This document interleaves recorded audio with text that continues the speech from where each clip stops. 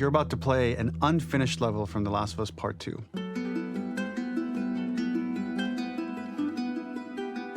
The reason we added this section is there are a few sequences, and we picked the 3 of the best ones, that we cut from the game. You know, often we build a game that's much bigger than what ends up being the final product. They were months away from being finished, but we wanted to give you an insight of what it's like when we built a game, because often we have this whole thing constructed and it doesn't have final art or audio or dialogue. And here you get to see the building blocks of what it's like when we first string a bunch of these levels together. This is the intro to the first deleted level, and this one is the roughest of the 3.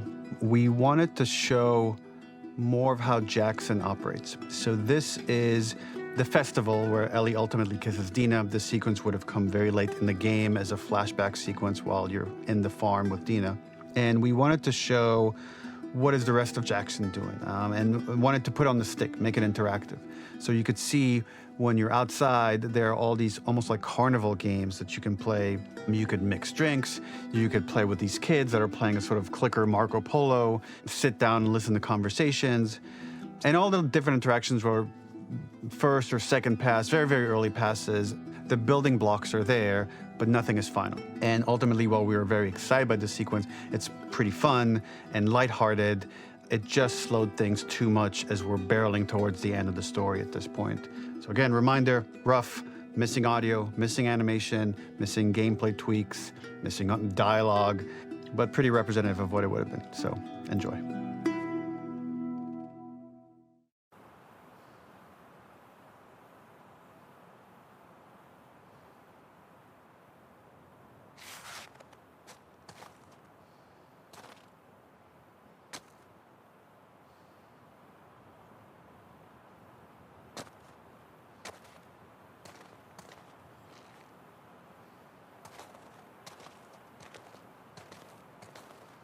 Originally, this level was going to transition us to farm.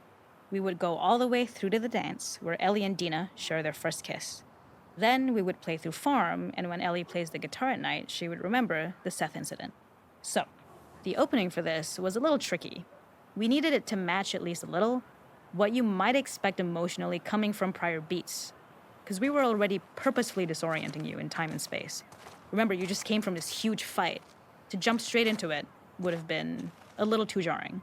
After some back and forth, we rooted it in Ellie's nerves, calling back to her hands shaking in the theater.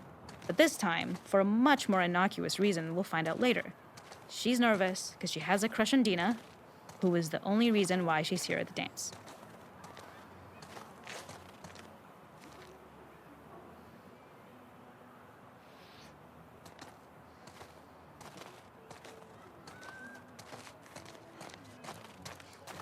Something we really wanted to do was highlight the way their lives had turned upside down since she went down this path. We had this idea of recontextualizing all of our usual gameplay mechanics that were designed for really violent ends. The workbench, door bashes, throwable weapons, and even the infected, which is my personal favorite. Peppered throughout the level are moments of levity or shared history, all the while seeing how happy and mundane they all were before her huge revenge odyssey.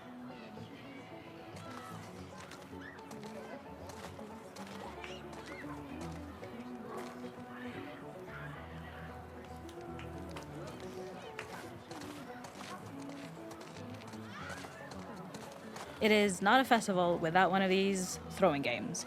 This one, of course, uses our throwable system where you're often chucking explosive things or stunning things, but for a more wholesome purpose, although some people take this game really seriously. A fun aspect of this is if you did well, you could win a toy here. Ellie would place it in her pocket. If you had done this, you'd find the toy with JJ, the baby, later back at the farm. When we cut this, the toy made it through anyway because it was so cute. It is the same one you see on the tractor at the farm. Ollie the elephant.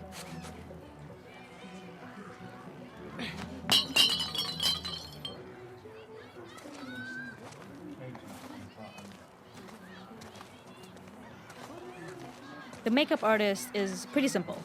It's one of those little in-game scenes we peppered in to make it feel like Ellie had roots in the town. Hallie, our writer, mentioned that in her mind, an ex-girlfriend of Ellie's tattooed her arm to cover up her scar. So we figured this might be the only time you get to see that. We wanted to hint at it and allude to it and make it feel like there had been so much more that had been happening and so much more that Ellie threw away.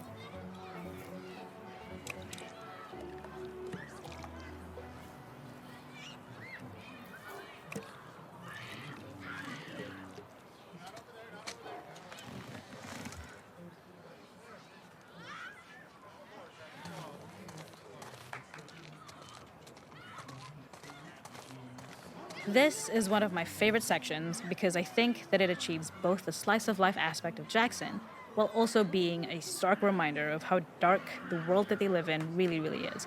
To attract attention and curiosity, one of the kids was supposed to make this adorable, messed up little clicker impression, and the others would giggle. We tried a version where if you got close enough, the kid might try and follow you a little before turning back. Since clickers are blind and move by echolocation, for this game of messed up tag, Ellie must close her eyes and listen for when the children give themselves away. The thought was that these kids are in relative safety. They still grow up with the dangers of clickers and runners, and all those lessons would embed themselves in the games that they play. When the festival got cut, they tried to preserve this moment and move it to the front of the game where the snowball fight is, as a tutorial. However, being in the headspace of a clicker doesn't really teach you how to deal with them. Eventually, it evolved, and they instead made the snowball fight, which was, I think, way more effective. For me, it's character illuminating that not only does Ellie know this game, she plays along. There's a familiarity with the kids that's really nice to see, especially because it's such a difference from the Ellie we see later, who has a sort of hollow normalcy that she's trying to get with JJ, but kind of fails.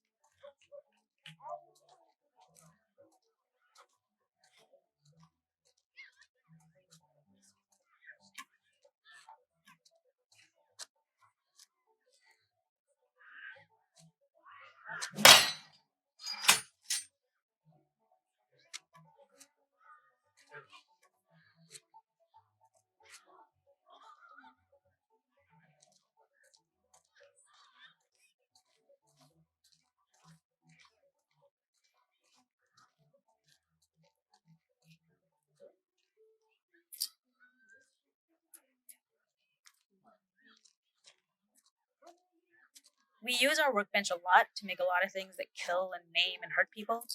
Here, we had the silly idea of using the same feel, harkening back to the same animations, using the exact same UI to instead fix a drink. Like the workbench, you could pick your base and then you could add something to it. And at the time, we had some different reactions from Ellie based on how strong you chose to make the drink.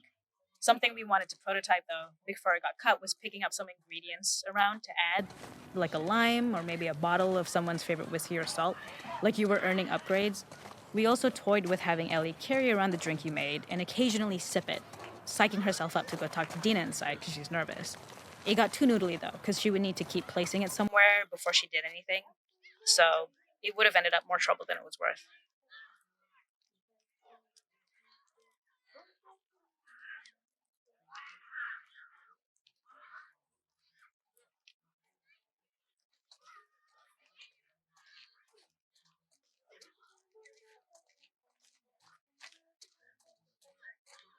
There's a hidden spot at the back that was just a bit of fun. It was highlighting Jackson's normalcy with something we would find in a real world. In the back, you would find teenagers finding some alone time with each other in a dark corner of a party. It was rewarding the player for peeking into a hidden corner, but ultimately redirecting them back to the festival. We also had versions of them smoking weed here, despite Maria's consternation, probably having gotten it from Eugene.